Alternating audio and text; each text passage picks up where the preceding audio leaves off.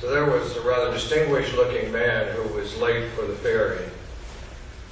And so he saw the ferry. It was only a little way out. And though he was pretty distinguished, had a three-piece suit on, and a black umbrella and a black bowler that he was waving, he ran as fast as he could to try and catch it. And he thought, I might be able to get it. And so he went with all of his might. He jumped as far as he could, and he landed on deck. And he was so excited, he stood up straight, he straightened his tie and his jacket, only to realize that the ferry was coming in and not going out. That's where we find ourselves theologically here. We're not sure whether it's coming in or going out, because it's all rather strange. Part of it is because that's where we find ourselves in the Christian year. The Christian year begins with an Advent. And it's a time when we begin to examine ourselves, purify ourselves. John the Baptist shows up and says, are you ready to give all to follow Jesus? And then we have the Christmas event. Child is born. Now, shortly after that in the Christian year, we have some of the couple of stories of Jesus as a youth. It's not much there. Then we move from there to baptism of Jesus. We have the beginning of Jesus' ministry, the calling of the disciples. We have some of the teachings of Jesus, some healings. And then, we're only in March or so. Once in a while we're in April. And we go to that time we call Lent. So Lent is essentially the time when Jesus makes his way to go to the cross. And then in late March or in April, we have crucifixion and then the resurrection. Now, all this is happening before the end of April. All right? But it seems like that's pretty much the whole year. What are you going to do with the rest of the months? So here's what they do. They take a particular gospel, one of three, and they begin through the rest of the year to work their way through the gospel. So you start at chapter 4, read chapter 5, chapter 6, and so you work your way around until we get to where we are today. And that is, the year's about over, and so now it gets dark. All right? And this great temple that everyone was impressed by, Jesus said, look at that. It's not going to last. One stone won't be upon another. And they couldn't understand that. It made no sense. And then next week we look at Christ the King, and then we move into starting new. So that's where we are. We're not really sure whether that boat's coming in or going out. We're not sure if we're going to jump or if we're going to wait. That's just the nature of this thing. But the cosmic story is always the same. Light is always preceded by darkness. Resurrection is always preceded by death. Justice is always preceded by injustice.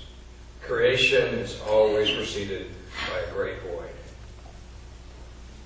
So we find ourselves with Luke, looking at the temple in ruins, asking, what's next? What's next now? That which we have trusted in is now gone. What do we do? What do we do? This little girl in the 4th grade, it wasn't an easy year for her in school. One particular day, she came home, she rushed up the stairs, and she slammed the door behind her, and her father recognized this was probably not a good day at school. So he went up to her room, and she was kind of crying, and he asked her what was wrong, and she said, it was awful. I got to school, I opened my backpack, and my homework just was nowhere to be found. My teacher, who was usually nice, was mean. My best friend during recess played with someone else. There was an older boy who made fun of me on the bus on the way home. Her father took her in his arms and held on to her for a few minutes until she finally got over that crying part. Then he went downstairs, and after a while he noticed how quiet it was upstairs. So he went upstairs to see what was going on with her, and he saw her. She was on her knees, she had her hands folded, and he said, "Honey, is everything okay?" She said, I'm okay, Daddy, I'm just praying. Well, that's good, he said. What are you praying for? She said, Dad, I've decided I don't like this world, I'm praying for a new one. We laughed, but I suspect almost everyone here has wanted to pray that prayer at one time or another. You know? That's how it is. Things can be or seem so bad sometimes. In a sermon from yesteryear, Bob Olmsted, one of my favorites, asked the question, do you remember the Rubik's Cubes? Those are those little three-dimensional puzzles that once you moved it, you could never get it back in the right place. Well, he said when it was at its height, there was even a Rubik's Cube made in the shape of a globe of the world. And so he said, my friend sent one to his 6-year-old niece, and he wrote a poem to go with it. She sent back a thank you note. Dear Uncle Ron, I got the mixed up world you sent me. I've had some fun with it. Right when I got it, I showed my friend Lindsay. It was pretty fun. That was a really good poem that you sent me along with the mixed up world. But in the poem, you spelled waters wrong. It's supposed to be spelled W-A-T-E-R-S, not W-A-T-T-E-R-S. Mom says you're a terrible speller. Love, Olivia. P.S. I'll try to put together your mixed up world, but it won't work. Bob said, as I thought about that, I considered sending a similar letter to God. Dear God, we got your mixed up world, the one you sent us. We've had some fun with it.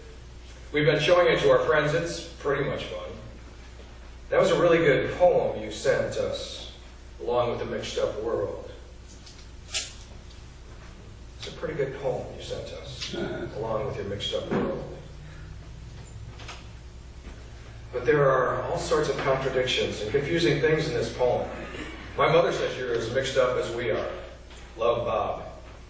P.S. We'll try to put your mixed up world together, but it won't work. Here's where we make the leap. Before we get to the answer, which is waiting for us in the manger of Bethlehem, we need to understand the real problem, and that's what Jesus is talking about today. Jesus says the real problem is you're putting your trust in things that won't last. I don't know what that is for you. Maybe it's a home, maybe it's a bank account, maybe it's a boat, maybe it's a relationship. Whatever it is you're putting your trust in, Jesus says it won't last. It won't last, that's the problem. Remember the story about the widow puts in a couple of coins? It's right outside the temple.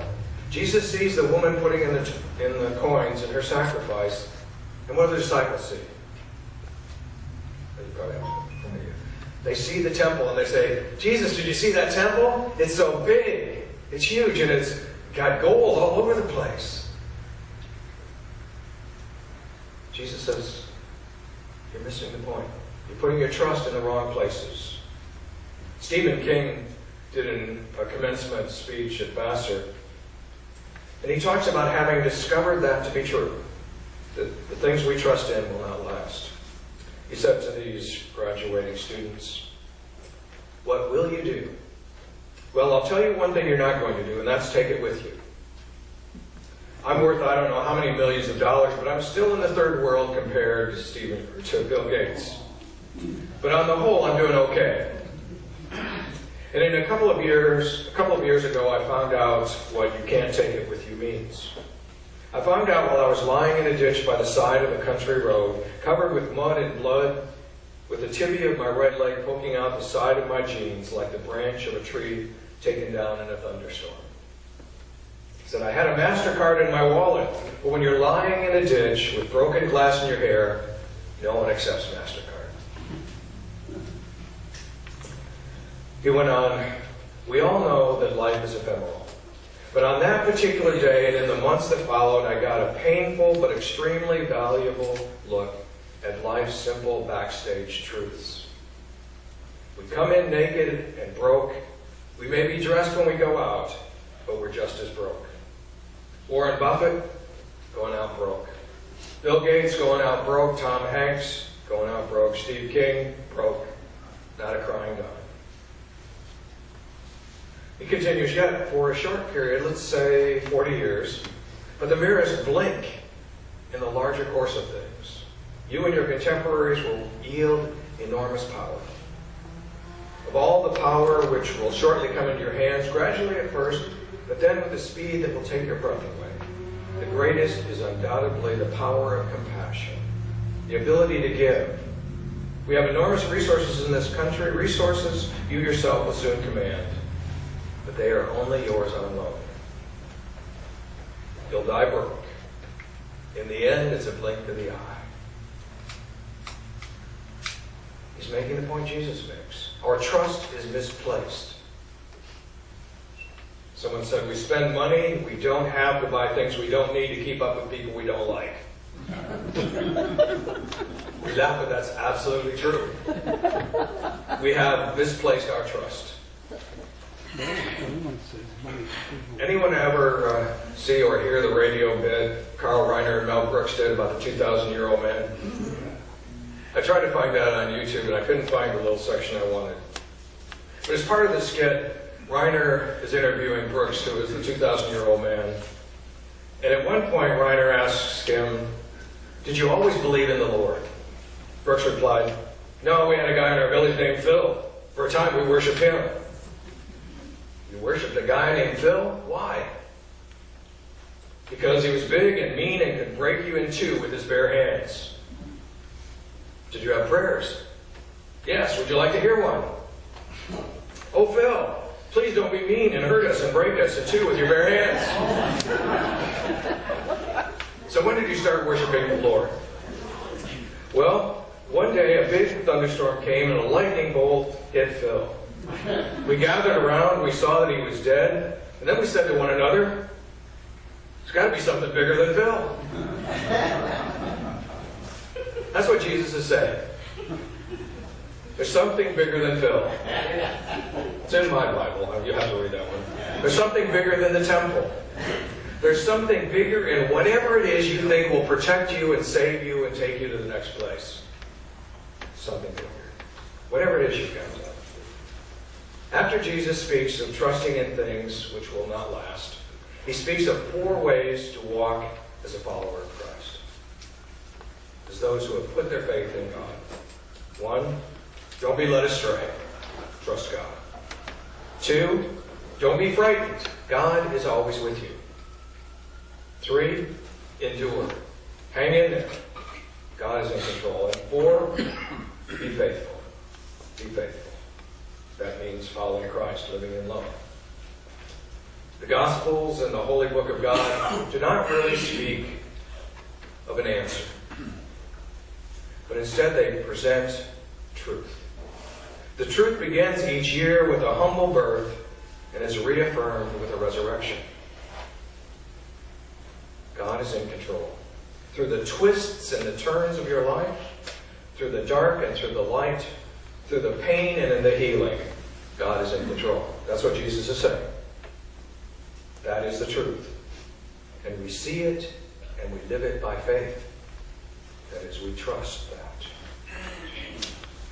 Norman Vincent Peale tells about encountering a hurricane while he was on a cruise in the Atlantic. The captain managed to sail around the danger, and after that he and Peale had a conversation with one another. And the captain said, I live by this one simple philosophy. Namely, if the sea is smooth, it will get rough. If the sea is rough, it will get smooth. Then he goes on to say, but with a good ship, you can always ride it out. That's what Jesus is calling us, to get on board of that good ship. We are invited to that good ship. We are called to ride it out, no matter how rough it gets. Trusting. Dale Carnegie once was extremely depressed. He didn't know what to do, and so finally he decided to do something to shake himself out of it. So he listed and visualized every possible tragedy that could happen to him in his life. My children are in jail. My wife has left me. I lost all my money. My health is ruined. After he had written this list, he took out a pencil and he crossed through everything that wasn't true. And there was nothing left on his list. And that was enough to jog him out of his depression.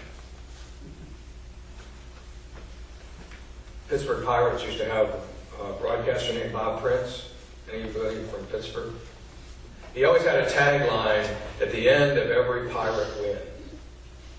He would say, "We had them all the way. We had them all the way." They could be behind 10 runs in the 9th inning, come back and win, and he says, "We had them all the way." That's what Jesus is saying in this passage. You remember that one? We had them all the way. That's what Jesus is saying to us. So the question then is, what shall we do? It's simple. Trust God and live faithfully. Alice Walker gives us a hint to what that may mean. She writes, "To the extent that it is possible, you must live in a world today as you wish everyone to live in the world to come. Otherwise, the world you want will never be formed." Jesus is calling us to get on that boat and live faithfully and lovingly, trusting God.